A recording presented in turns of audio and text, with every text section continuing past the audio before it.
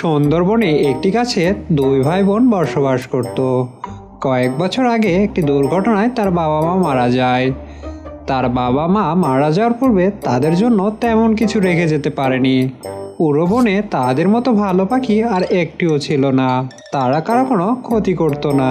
এই বনে বাস করত একটি দুষ্টু কাক। কাক ছিল অনেক লোভী একটি ব্যবসায়ী। তার একটি বড় আম বাগান ছিল, সেখানে অনেক আম হতো। সেই আমগুলো গ্রামের বাজারে বিক্রি না করে সে শহরে পাঠাতো। টুনিরও একটি সুন্দর আম গাছ ছিল। তারা সেই আম গাছের প্রতিদিন যত্ন নিত এবং নিয়মিত পানি দিত। তাদের কাছে যে আমগুলো হতো সেগুলো গ্রামের বাজারে বিক্রি করত। কাক তাদের দেখে হাসাহাসি করতে করতে বলে, আজ আবার কয়টি আম নিয়ে আসছিস? আমাকে দিয়ে দে, আমি 10 টাকা দিচ্ছি। সেটা নিয়ে কিছু খাবার কিনে নিয়ে বাসায় চলে যা। হা হা হা হা হা। এইভাবে কেটে যায় বেশ কিছুদিন। একদিন টুনি খাবার সংগ্রহ করার জন্য বনের ভিতরে যায়। সেখানে গিয়ে দেখে একটি প্রজাপতি মাকড়সার জালে আটকে আছে। সেটা দেখে টুনি সেই প্রজাপতিকে মাকড়সার জাল থেকে রক্ষা করে। এরপর টুনি খাবারের সন্ধানে সামনের দিকে এগোতে থাকে। তার মনে হচ্ছিল পিছন থেকে কেউ তাকে ডাকছে, এই যে মিষ্টি পাখি, দাঁড়াও। কে ওখানে? কে আমাকে ডাকছে? টুনি তখন দেখে তার সামনে সেই প্রজাপতিটি। সে আসলে কোনো প্রজাপতি ছিল না, সে ছিল একটি মায়াবী পরী। আমি আসলে কোনো প্রজাপতি না, আমি একটি সুন্দরী পরী। আমি প্রজাপতি হয়ে ঘুরতে বেরিয়েছিলাম, তখন একটি মাকড়সার জালে আমি আটকে যাই। তুমি এসে আমাকে সাহায্য না করলে আমি হয়তো সেখান থেকে রক্ষা পেতাম না। আমি চাই তোমাকে সাহায্য করতে। বলো, আমি তোমাকে কি সাহায্য করতে পারি? মায়াবী পরিবন্ধু, আমার কোনো সাহায্যের প্রয়োজন নেই।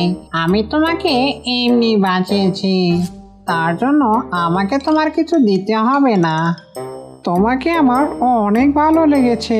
আমি তোমাকে একটি মন্ত্র শিখিয়ে দিচ্ছি। যদি তোমার কোনো কিছু প্রয়োজন হয় তাহলে এই মন্ত্রটি পড়বে। একটু পর টুনিকে সেই মন্ত্রটি শিখিয়ে দেয়। তারপর সেখান থেকে চলে যায়। টুনিও বাসায় চলে আসে। এসে দেখে তার ভাই মন খারাপ করে বাসার সামনে দাঁড়িয়ে আছে। তাকে জিজ্ঞেস করলে সে বলে, আজ আমাদের পাশের গাছে বাস করা সেই দুষ্টু কাক আমাকে অনেক অপমান করেছে। আচ্ছা টোনা, মন খারাপ করো না, আমরা সেই দুষ্টু কাককে উপযুক্ত শাস্তি দেব। পরের দিন রাতে টুনি তার ভাই টোনাকে নিয়ে বাড়ির পাশে ফাঁকা জায়গায় যায়। এরপর টোনাকে সবকিছু বুঝিয়ে বলে। তারপর সে ফাঁকায় গিয়ে পরীর সেই শিখিয়ে দেওয়া মন্ত্রটি বলতে থাকে। দেখতে দেখতে টুনি একটি অনেক বড় আম গাছে রূপান্তর হয়, আর সেই গাছে অনেক আম ধরে। টোনা অনেক যত্ন সহকারে সেই আমগুলো পেরে নেয়। এরপর একটু পিছনে আসলেই সেই গাছটি আবারও পুনরায় টুনির রূপান্তরে ফিরে আসে। পরের দিন সকালে তারা সেই আমগুলো নিয়ে বাজারে চলে যায়। সেই আমগুলো দেখতে অনেক সুন্দর ছিল, কেউ একবার দেখলেই সেটা কিনে নিত। এভাবেই অল্প সময়ের মধ্যে সবগুলো আম বিক্রি হয়ে যায়। এভাবে প্রতিদিন রাতে টুনি সে আম গাছে রূপান্তর হয়, আর পরের দিন সকালে সে আমগুলো বাজারে বিক্রি করত। দেখতে দেখতে এভাবেই সময় কেটে যায়। কিছুদিনের মধ্যে সেই দুষ্টু কাকের সবগুলো কাস্টমার টুনির কাছে চলে আসে। তখন কাক বলে, আরে এরা ভাই বোন এত আম পাচ্ছে কোথায়? এদের তো মাত্র একটি আম গাছ, এদের কাছে এত সুন্দর সুন্দর আম কি করে সম্ভব? আমি তো কখনো এত সুন্দর আম তাদের কাছে দেখিনি। এরপর দুষ্টু কাক চুপি চুপি করে তাদের ভাই বোনের পিছু করে। এরপর রাতের বেলায় টুনি যখন সে আম গাছে রূপান্তর হয়, তখন সে দুষ্টু কাক দূর থেকে সেটা দেখে ফেলে আর বলে, ও আচ্ছা, এইটা কি তাদের আমের গোপন রহস্য? আমি যদি তাদের আমগুলো নিয়ে বাজারে বিক্রি করি তাহলে আমার সব কাস্টমার আবার ফেরত চলে আসবে। এরপর কাক টোনাকে ধাক্কা দিয়ে ফেলে দেয়। তারপর আম গাছ থেকে সবগুলো আম পেড়ে ফেলে। তাড়াহুড়ো করে আম পাড়তে গিয়ে গাছের একটু ক্ষতি হয়ে যায়।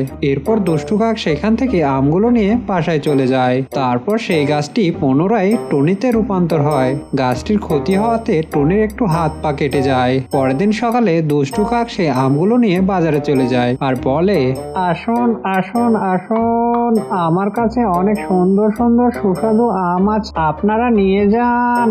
এরপর সেই কাস্টমারগুলো সেই আমগুলো দেখে ভালো লাগে, তারা সেই আমগুলো কিনে নিয়ে বাসায় চলে যায়। সেই আমগুলো খেয়ে সবাই এক এক করে অসুস্থ হয়ে পড়ে। সবাই বুঝতে পারে তাদের অসুস্থতার কারণ হলো সেই দুষ্ট কাকের আম। তাই তারা সেই দুষ্টু কাককে পিটিয়ে সেই বন থেকে বের করে দেয়। তারপর থেকে টুনি ও টোনা তাদের নিজের মতো করে প্রতিদিন সেই সুস্বাদু আম বাজারে বিক্রি করতে থাকে।